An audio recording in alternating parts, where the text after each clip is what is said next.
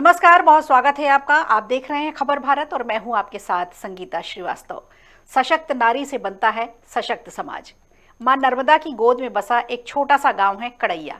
ग्राम पंचायत कड़ैया से पंच के रूप में निर्वाचित होकर राजनीति में अपने कदम मजबूती से जमाने वाली सशक्त महिला का सशक्त हस्ताक्षर है माया नरोलिया, जो वर्तमान में बीजेपी की महिला प्रदेश अध्यक्ष के रूप में मध्य प्रदेश की महिलाओं का मान बढ़ा रही हैं। आज हमारे साथ स्टूडियो में हैं प्रदेश भाजपा महिला मोर्चा की अध्यक्ष माया नरोलिया जी। माया जी, आपका बहुत बहुत स्वागत है। जी धन्यवाद। वर्तमान में भाजपा महिला मोर्चा की प्रदेश अध्यक्ष हैं, किसान परिवार से ताल्लुक रखती हैं। युवावस्था में ही राजनीति में आने के बारे में विचार इन्होंने बना लिया था। पूर्व प्रधानमंत्री अटल बिहारी वाजपेयी के व्यक्तित्व और कार्यशैली से हमेशा प्रभावित रहीं और 1985 से 86 के बीच पंच के रूप में राजनीति में इन्होंने कदम रखा। आपने राजनीतिक करियर में पार्टी के कई दायित्वों का निर्वहन किया।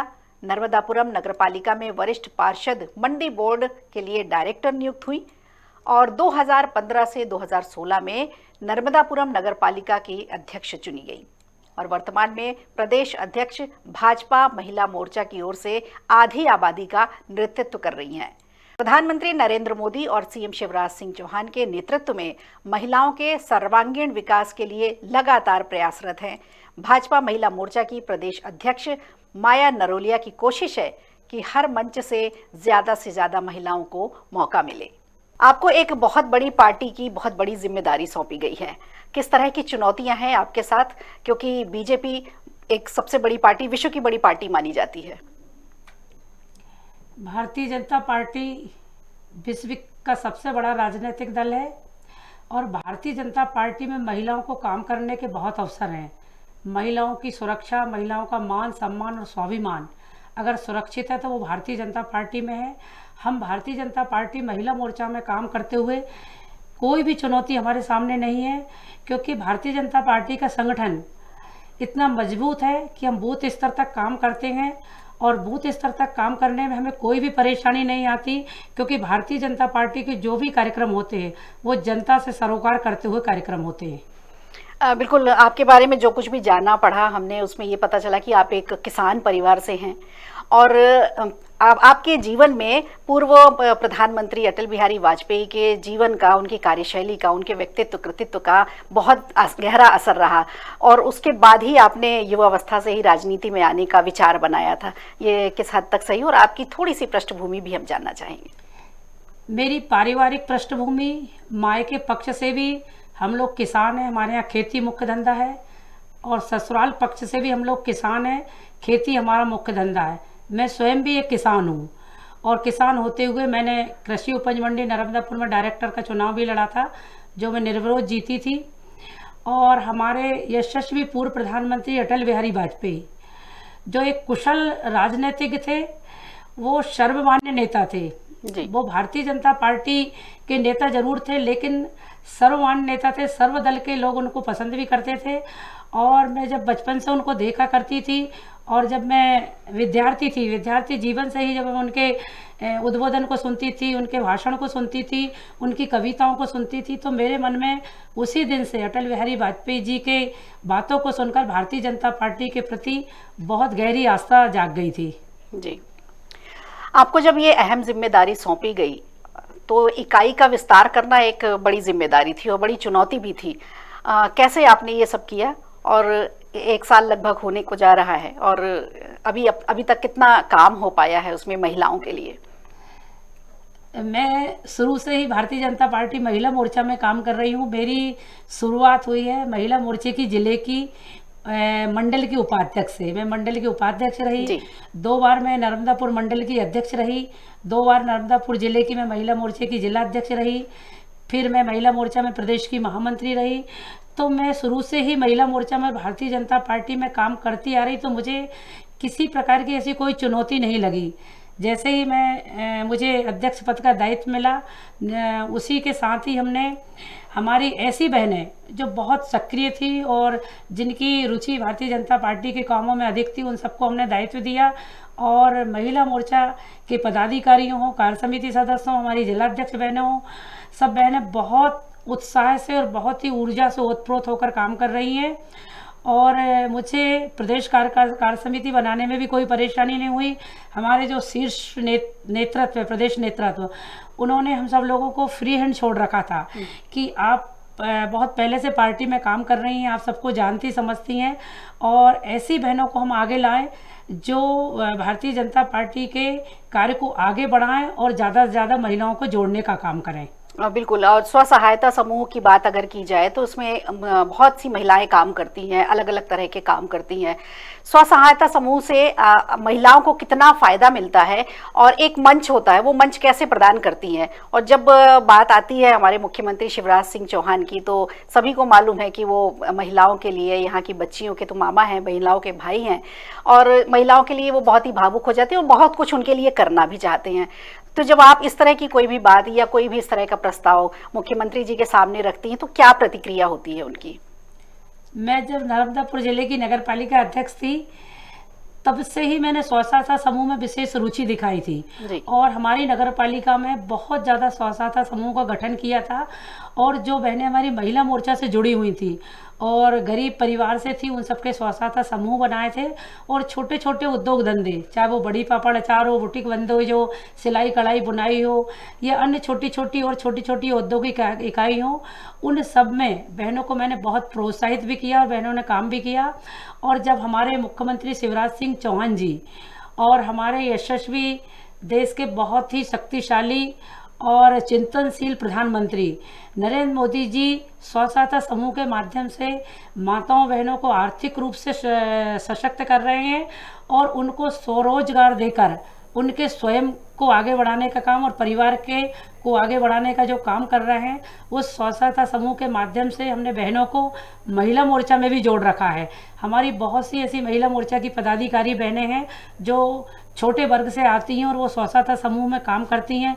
कुछ बहनें तो आपको यकीन नहीं होगा कि अभी जब तिरंगा यात्रा का कार्यक्रम हुआ था तो हमारी स्व सहायता समूह की बहनों ने लाखों की संख्या में तिरंगा बनाकर और वो वितरित किए थे, उनको क्रय किया था। और बहुत से लोगों ने स्व सहायता समूह से ही वो तिरंगा खरीदे थे। उनका खुद का रोजगार भी बढ़ा और उनमें काम करने का एक जुनून भी पैदा हुआ।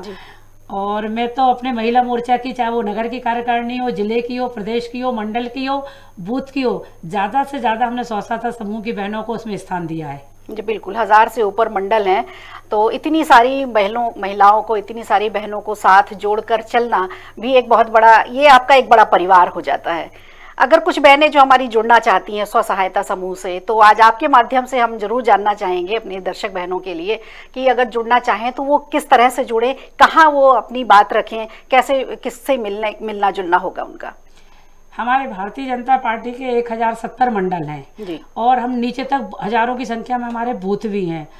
तो हमारी बहनें जो स्व सहायता समूह से जुड़ना चाहती हैं, ग्रामीण क्षेत्र में तो ग्राम पंचायत और जनपद इसकी इकाई है। जनपद पंचायत में इसका रजिस्ट्रेशन होता है। हमारी बहनें 10 बहनों का एक समूह बनता है, उसमें गरीबी रेखा के नीचे जीवन यापन करने वाली बहनें स्व सहायता समूह की अध्यक्ष, सचिव, कोषाध्यक्ष होती है और उनके सदस्य होते हैं। और वो कुछ राशि जमा करती हैं। 1 साल तक जब वो राशि जमा करती है, उनकी क्रेडिट बहुत अच्छी बन जाती है, तो सरकार उनको अनुदान देती है।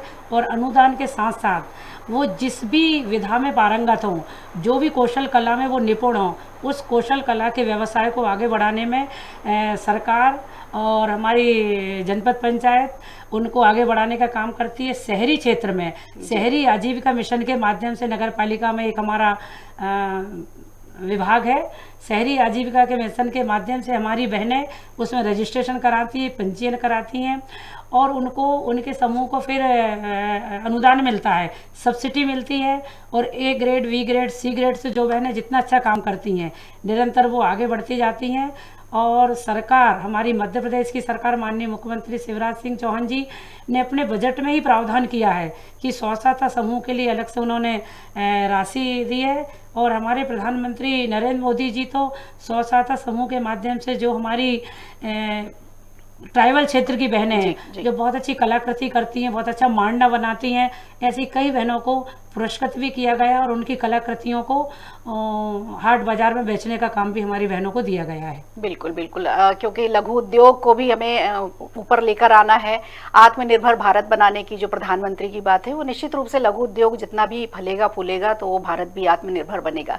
अगर बात की जाए, कई सारी महिलाएं हैं, कई सारी हमारी बहनें हैं जो शिकायत उनकी अक्सर रहती है बीपीएल कार्ड को लेकर, कभी जननी सुरक्षा योजना है जो उसको लेकर के, या राशन कार्ड नहीं बन रहा है। तो ऐसी महिलाओं के लिए वो शिकायतें उनकी दूर नहीं हो पाती।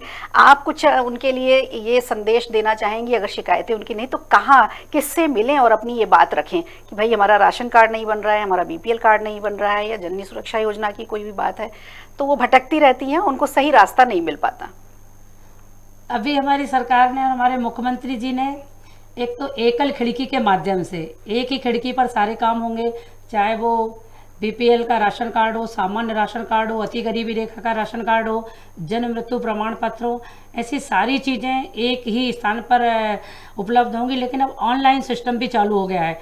उस ऑनलाइन सिस्टम के माध्यम से हमारे पढ़े लिखे बहनें या पढ़े लिखे लोग तो काम कर लेते, लेकिन जो कई बहनें निरक्षर हैं और जो इस चीज़ में नहीं समझती, उन बहनों के लिए भी हमारा महिला मोर्चा जो हर बूथ स्तर पर है, मंडल स्तर पर है, उसकी इकाई है, तो हमारी बहनें भी उनसे संपर्क करती हैं, क्योंकि हमारा एक ही उद्देश्य है। हम भारतीय जनता पार्टी में काम कर रहे हैं तो हमारा उद्देश्य ये नहीं है कि हम को टिकट मिले, हम चुनाव लड़ें या किसी पद पर शोभित होकर हम भारतीय जनता पार्टी के काम में इसलिए हम काम नहीं कर रहे हैं। हम इसलिए काम कर रहे हैं कि भारतीय जनता पार्टी का हमारा शीर्ष नेतृत्व, हमारे यशस्वी प्रधानमंत्री नरेंद्र मोदी जी, जिन्होंने माताओं बहनों के लिए इतनी लाभकारी योजनाएं लेकर आए हैं, उन योजनाओं का लाभ पात्र हितग्राही को समय सीमा में हम देने का काम करें। ये हमारा महिला मोर्चा का काम है। हमारे मध्य प्रदेश के मुख्यमंत्री शिवराज सिंह जी चौहान, जो गांव गरीब किसान और बहन बेटियों के मसीहा हैं, मजदूरों के मसीहा हैं, उन्होंने जो छोटी छोटी योजनाएं चलाई हैं, उन योजनाओं का लाभ हम अंतिम पंक्ति तक बैठे व्यक्ति को देकर पंडित दीनदयाल उपाध्याय के एकात्म मानववाद को चरितार्थ करें। ये महिला मोर्चा भारतीय जनता पार्टी का काम है। बिल्कुल, आपने अभी प्रधानमंत्री जी की बात की। हर वर्ग की महिलाओं के साथ आप काम करती हैं, वहाँ पर ना कोई जाति होती है, सिर्फ महिला ही होती है, और स्व सहायता समूह में हर वर्ग की महिला भी काम करती है। आपके बड़ा जो परिवार है उसमें तमाम तरह की महिलाएं हैं। एक विशेष वर्ग के लिए बातचीत की गई थी जब 3 तलाक की बात आई थी, तो वर्ग विशेष की जो महिलाएं आपके साथ काम करती हैं, इस 3 तलाक के कानून को उन्होंने कैसे लिया? और क्योंकि आप उनके साथ जुड़कर काम करती हैं, राजनीतिक आरोप प्रत्यारोप तो चलते रहते हैं, लेकिन चूंकि आप उनके साथ जुड़कर काम करती हैं, तो उनकी क्या प्रतिक्रिया रही इस पर?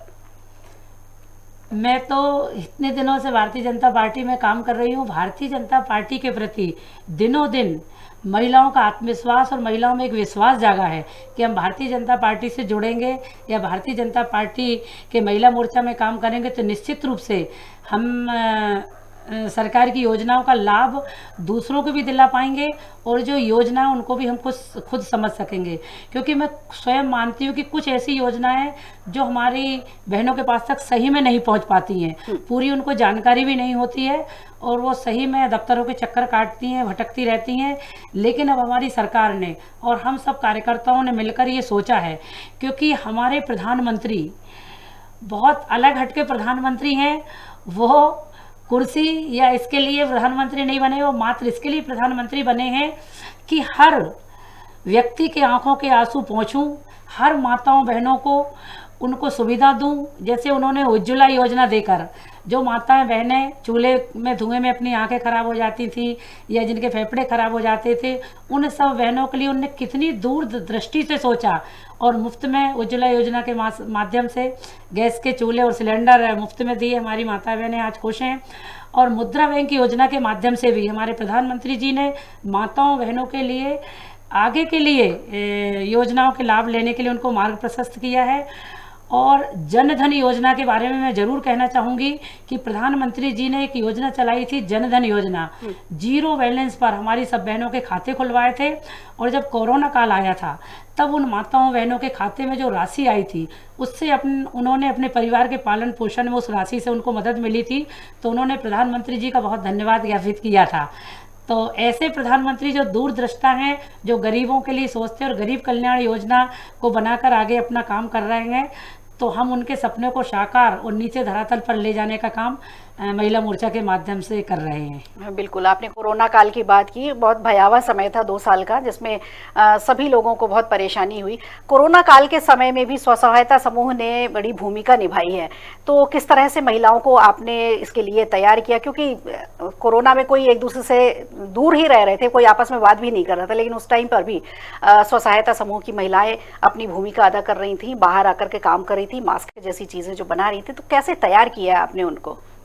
देखो, पूरी भारतीय जनता पार्टी, हमारे प्रधानमंत्री मोदी जी और हमारे मुख्यमंत्री शिवराज सिंह चौहान जी और भारतीय जनता पार्टी का पूरा संगठन, एक एक कार्यकर्ता, चाहे वो युवा मोर्चा के कार्यकर्ता हों, भारतीय जनता पार्टी का हों, हमारे प्रदेश के अध्यक्ष विष्णुदत्त शर्मा जी हों या हमारा महिला मोर्चा हो, सबने ये चिंता नहीं की थी कि कोरोना काल में हम अपनी जान को या अपने परिवार को देखें। सबको ये चिंता थी कि हम अपनी जनता के कैसे काम आ सकें।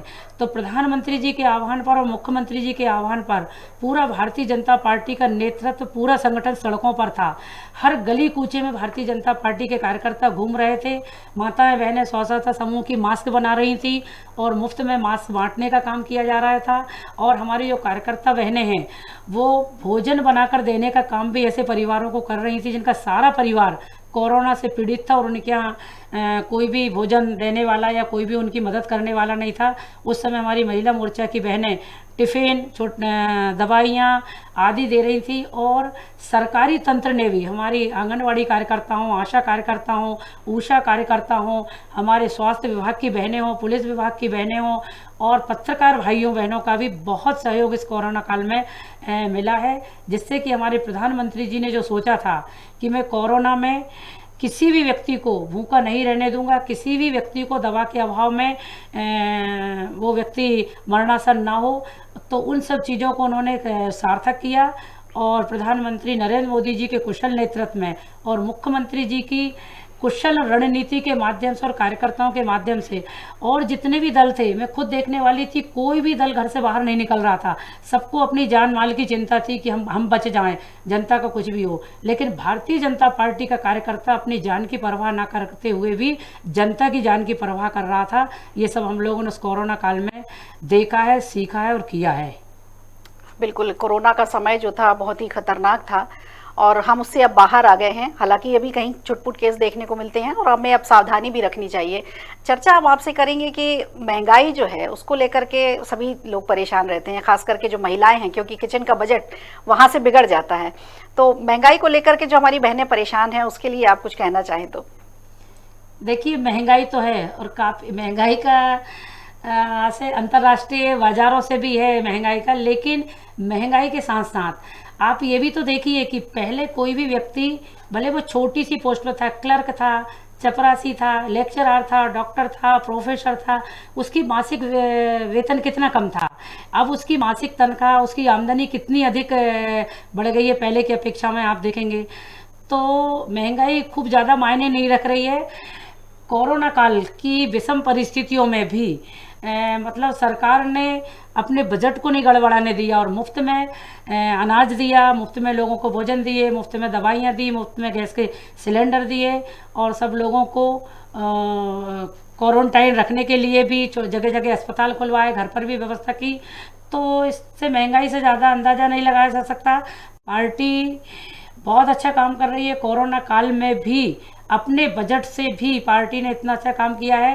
धीरे धीरे कुछ चीज़ों में उतार चढ़ाव है, जैसे गैस के सिलेंडर है, अन्य चीज़ों में तो थोड़ा माताओं बहनों का, तो क्योंकि माताओं बहनों से जुड़ी चीज़ें हैं, अगर गैस के दाम बढ़ते हैं तो उनको एकदम चिंता सताने लगती है।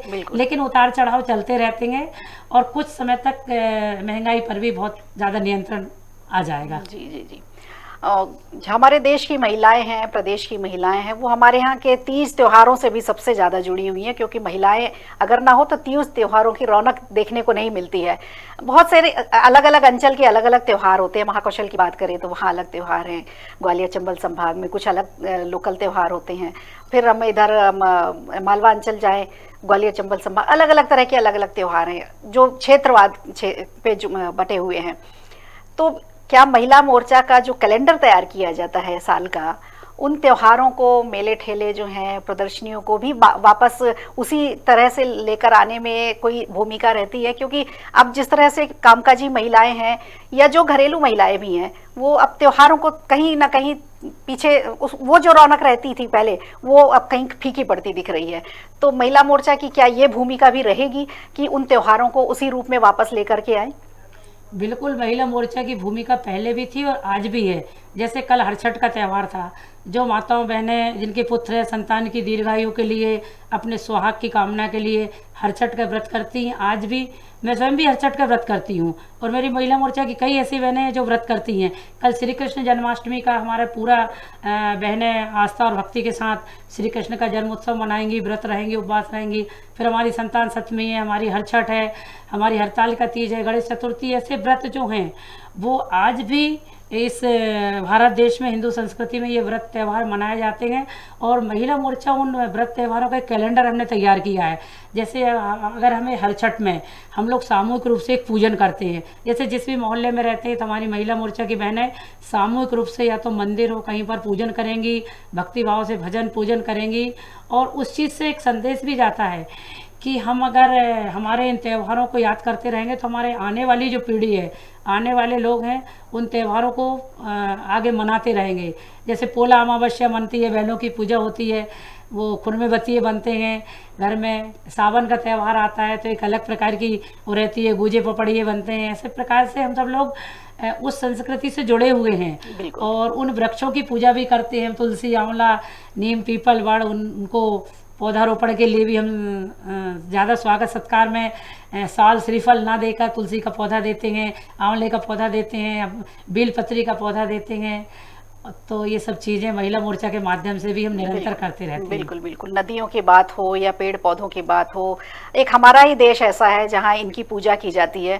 तो ये महिला मोर्चा की तरफ से भी एक बड़ी अच्छी मुहिम भी है कि अपने त्योहारों को वापस अगर रखना है, आगे आने वाली पीढ़ियां हैं, जो नवयुवतियां हैं, उनको अगर उस त्यौहार के बारे में बताना है, तो ये एक बहुत अच्छी पहल रही महिला मोर्चा की तरफ से। एक बड़ी चुनौती अब सामने खड़ी है 2023 की। 33% आरक्षण की बात हमेशा महिलाओं के लिए की जाती है। महिला मोर्चा की तरफ से क्या इस बार ये प्रयास होंगे कि ज़्यादा से ज़्यादा महिलाओं को टिकट मिल सके? देखो, हमारी भारतीय जनता पार्टी में बिन मांगे सब कुछ मिलता है, मांगने की आवश्यकता नहीं है। नगरीय निकाय में और त्रिस्तरीय पंचायत चुनाव में 50% का आरक्षण था, लेकिन महिलाओं को जो टिकट मिले वो 50% के आरक्षण को भी पार कर गई हैं। और हमारी पार्टी ने ही बहनों को ज़्यादा से ज़्यादा टिकट दिए, 50, 60, 70% तक। कहीं कहीं तो अगर 33 वार्ड है तो 23 महिलाएं चुनाव लड़ रही हैं, मात्र 10 पुरुष। तो भारतीय जनता पार्टी में ऐसा नहीं है कि हमें आरक्षण मांगना पड़े या हमें कहना पड़े। भारतीय जनता पार्टी एक ऐसा संगठन है जो कार्यकर्ता काम करता है निचले धरातल तक उसको बहुत दूरदृष्टि से हमारे वरिष्ठ नेतृत्व या प्रदेश नेतृत्व देखते हैं और समय आने पर उन सबको मौका देते हैं। अभी जैसे दो हमारी बहनें थी जो भारतीय जनता पार्टी में बहुत दिनों से काम कर रही थी। एक हमारी प्रदेश की महामंत्री थी भारतीय जनता पार्टी के, एक प्रदेश की उपाध्यक्ष सुमित्रा वाल्मीकि जी और कविता पाटीदार जी। उनने सोचा भी नहीं था और राज्यसभा सदस्य बना दिया गया। हमारे एक आदिवासी वर्ग की हमारी बहन द्रौपदी मुर्मू जी, जो राष्ट्रपति पद, देश का सर्वोच्च पद है, उस पर भारतीय जनता पार्टी के हमारे प्रधानमंत्री जी और वरिष्ठ नेतृत्व ने उनको मौका दिया। तो हमें मांगने की बिल्कुल आवश्यकता नहीं, समय आने पर हमारी पार्टी निश्चित रूप से हमारी चिंता करती है और हमें मौका देती है। बस एक चलते चलते अंतिम सवाल आपसे ज़रूर पूछना चाहूँगी मैं कि जो भी हमारे महिलाएं देख रही हैं या जो भी है खबर भारत चैनल इस समय देख रहे हैं, महिला अपराध, बच्चियों की तस्करी, बच्चियों की शिक्षा, इनको लेकर के भी अक्सर सवाल उठते रहते हैं और शिकायतें भी बहुत रहती हैं। तो महिला मोर्चा की भूमिका ज़रूर इसमें हम जानना चाहेंगे कि क्या रहेगी कि इन सब चीज़ों पर रोक लग सके। पहले क्या था, महिला थाने नहीं थे। अब हमारी सरकार ने हर जिले में महिला थाने खोल दिए हैं। पहले हमारी बहनों पर अगर कोई भी अत्याचार या घरेलू हिंसा या किसी प्रकार का कोई भी व्यभिचार होता था तो वो अपनी बात को बहुत अच्छे से नहीं रख पाती थी, और जब वो बात दर्ज नहीं होती थी तो आंकड़े हमको कम दिखाई देते थे। लेकिन अब क्या है, महिला पुलिस थाने खुलने से हमारी बहन बहुत ही निडरता के साथ, निष्पक्षता के साथ वो महिला अधिकारी के सामने अपनी बात रखती है, उसकी बात को सुनी जाती है और FIR दर्ज होती। तो हमें आंकड़े ज़्यादा दिखाई देते हैं कि अब आंकड़ों में वृद्धि हुई है। लेकिन महिला मोर्चा जगह जगह जाकर हमारी बहनों को भी समझाइश देता है, और जो भाई जो नशा करते हैं उनको भी समझाइश देते हैं कि नशा नाश की जड़ है। सबसे ज़्यादा जितने भी ये प्रकार के व्यभिचार, दुराचार या इस प्रकार की जो हिंसक घटनाएं हो रही हैं वो नशे के कारण होती है। जब व्यक्ति नशा कर लेता है तो वो अपना स्वयं का आपा खो देता है और उसको अच्छे बुरे का कोई भी भान नहीं होता है कि मैं अच्छा करने जा रहा हूँ या बुरा करने जा रहा हूँ। तो हम महिला मोर्चा ने ये ठाना है कि हम सबको ये समझाइश दें जितना हम कर सकते हैं। हालांकि बहुत ज़्यादा तो नहीं कर पाएंगे, लेकिन जितना भी कर पाएंगे कि नशा ना करें। हमारे पुरुष भाई लोग, नशा नाश की जड़ है, उससे परिवार टूट रहे हैं जगह जगह। और हमारे ज़्यादा से ज़्यादा महिला मोर्चा अगर कहीं पर कोई भी लड़ाई झगड़े या किसी प्रकार का परिवार में विवाद होता है तो हम आपस में उनको समझाते भी हैं कि नहीं, ये तो हमको आपस में बैठकर उसकी सुलह करवाते हैं। और मैं तो जब से महिला मोर्चा की प्रदेश अध्यक्ष बनी हूँ तो सब बहनें ये समझती हैं कि मैं कोई कानून है या कोई पुलिस थाने से संबंध रखती हूँ। तो वो अध्यक्ष बनने के बाद मेरे पास अधिकतर ऐसे फ़ोन या ऐसे केस आते हैं कि हमारे साथ ये हो रहा, हमारे साथ वो हो रहा। तो हम खुद हमारी जहाँ पर कार्यकर्ता उनसे कहते हैं, मैं खुद भी जाती हूँ, हमारी कार्यकर्ता बहनें उनकी बात को सुनती है, समझाती हैं। बहुत सी चीज़ें तो हम थाने तक या पुलिस तक जाने भी नहीं देते और समस्या हल हो जाती है। और कुछ ऐसी है तो हम उसको निराकरण भी करते हैं और आगे रोकथाम लगे इसके प्रयास भी करते हैं। हाँ, बिल्कुल। तो महिला मोर्चा भाजपा की प्रदेश अध्यक्ष हमारे साथ जुड़ी और तमाम तरह की बातें, क्योंकि एक महिला मोर्चा की अहम भूमिका भी है मध्य प्रदेश में। आपका हमसे जुड़ने के लिए बहुत बहुत धन्यवाद, बहुत शुक्रिया। तो भाजपा महिला मोर्चा की प्रदेश अध्यक्ष हमारे साथ जुड़ी माया नरोलिया जी, उनसे तमाम तरह की बातें हुई, सार्थक जवाब भी उनके मिले और महिला मोर्चा की जो भूमिका रहेगी बहुत ही सार्थक होगी। और इसी के साथ दीजिए इजाजत और बने रहिए खबर भारत के साथ। नमस्कार।